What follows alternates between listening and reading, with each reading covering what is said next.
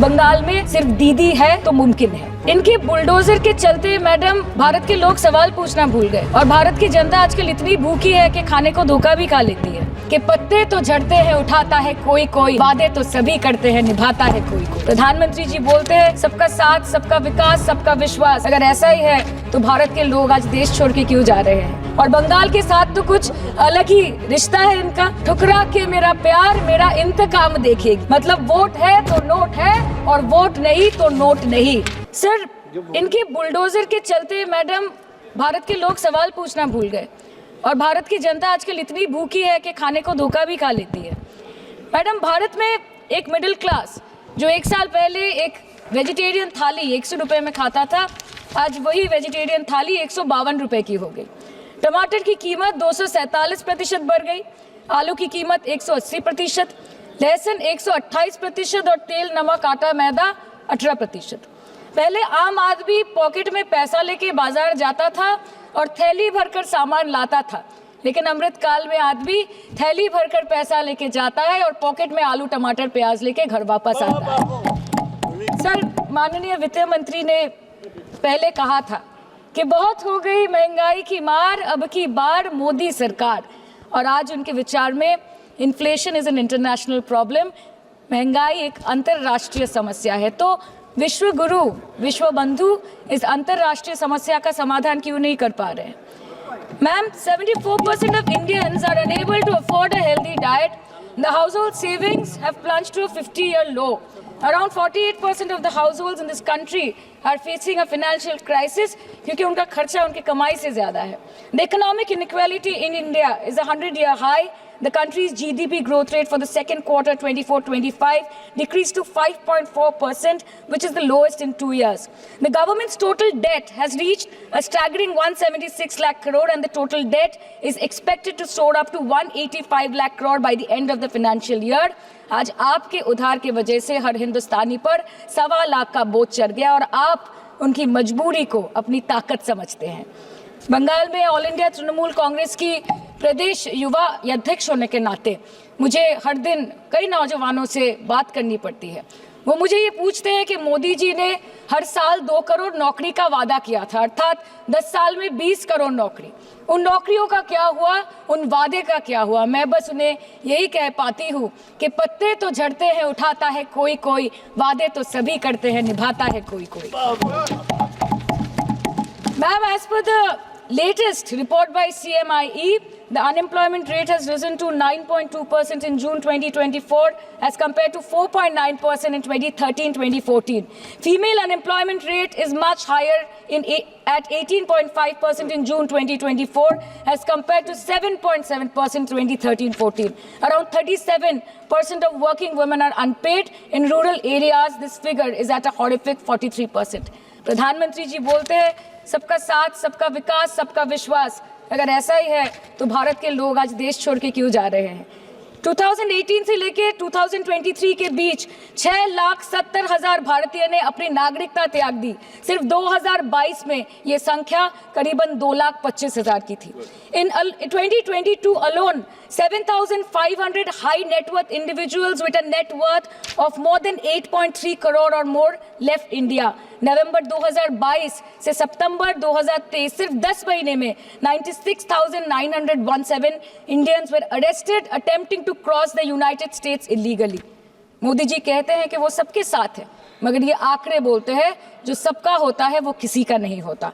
और बंगाल के साथ तो कुछ अलग ही रिश्ता है इनका।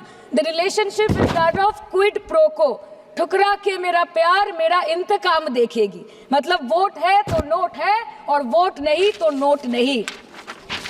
As per the available reports, as on 19 July, rupees 1.23 lakh crore is already due from the government of West Bengal against flagship programs like Manrega, PM Awas Yojana, Gram Sadak Yojana, National Health Mission, Central Food Subsidy.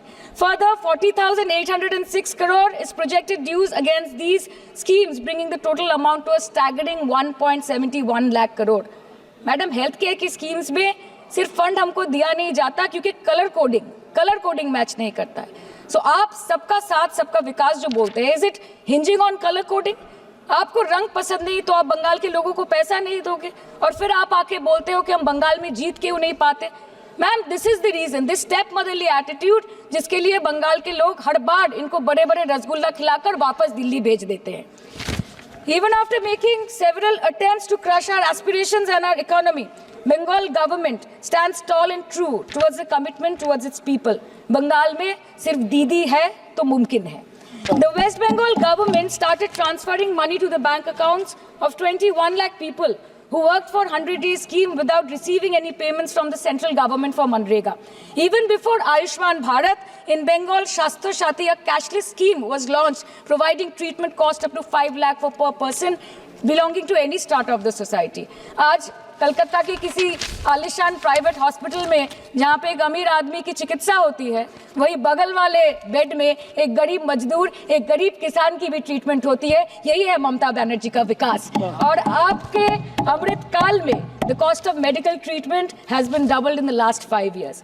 आप pharmaceuticals के sir RG Kar पे बात ना बोले, आपकी CBI पे अभी तक कुछ बोल नहीं पाए। हम लोगों ने जो, हमारी पुलिस ने जो बोला था, they are still sticking to that. So उसके बारे में मत बात करें, ठीक है। आप उत्तर प्रदेश के बारे में बात करें ना sir. Sir, medical inflation is at 14%। Regularly लिए जाने वाले दवाइयों की कीमत 50% बढ़ गई। आप सिविल एविएशन के लिए ग्रांट्स मांग रहे हैं। एक एक डोमेस्टिक फ्लाइट, उसकी राउंड ट्रिप की टिकट 20 से 30 हजार में बिक रही है। आम आदमी आज हवाई चप्पल पहन के हवाई जहाज नहीं चल रहा, आम आदमी हवाई चप्पल बेच के हवाई जहाज चल रहा है। You are demanding funds for education but conveniently ignoring the fact that 11 lakh children have dropped out of school according to your own data. आज भारत में सिर्फ 47.51% स्कूलों के पास कंप्यूटर की फैसिलिटीज है और उसमें 9% के पास internet connection. In law and justice, you are not been able to provide legal aid to more than 1% of the eligible population.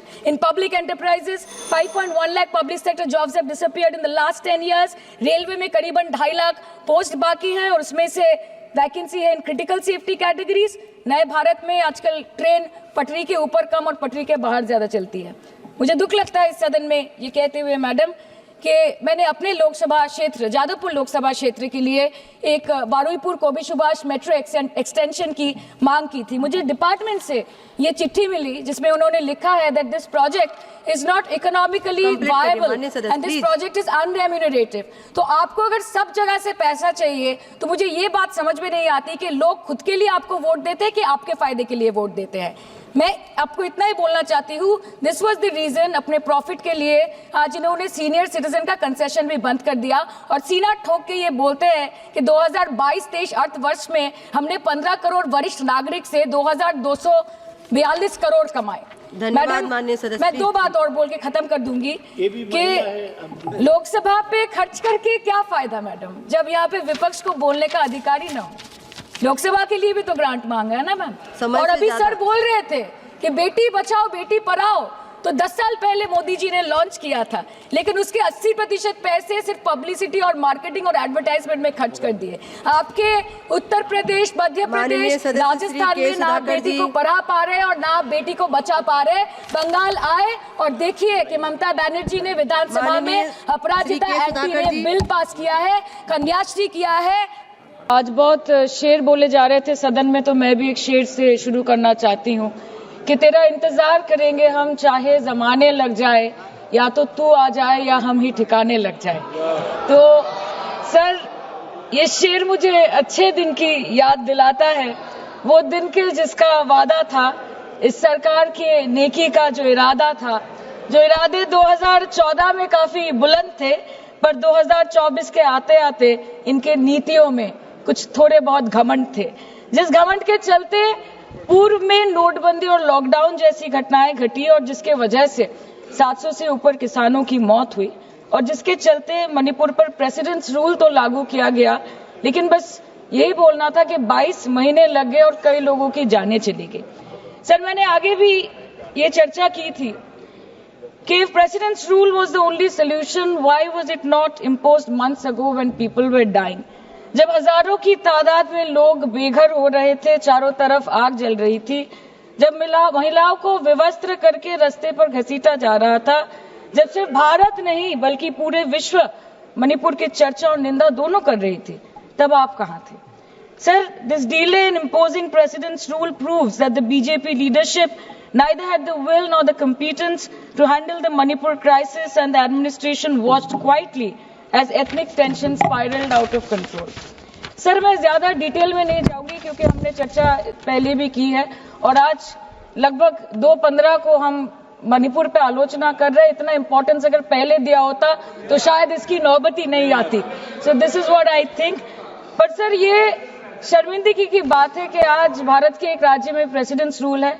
ये भी शर्मिंदगी की बात है कि 140 करोड़ की आबादी में 80 करोड़ को मुफ्त में राशन दिया जाता है.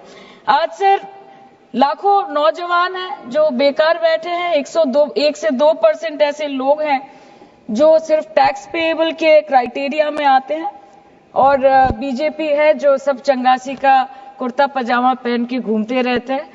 ये दिखाने के लिए अच्छी बात है, लेकिन ग्राउंड रियलिटी कुछ अलग ही है. सर 2023 में टॉप 10 VPNR के रिपोर्ट के अनुसार मणिपुर में 212 दिन से ऊपर इंटरनेट शटडाउन किया गया था. A total of 5,088 hours, marking it the second highest after Jammu and Kashmir. This led to huge economic loss in Manipur, approximately 3,157 crore.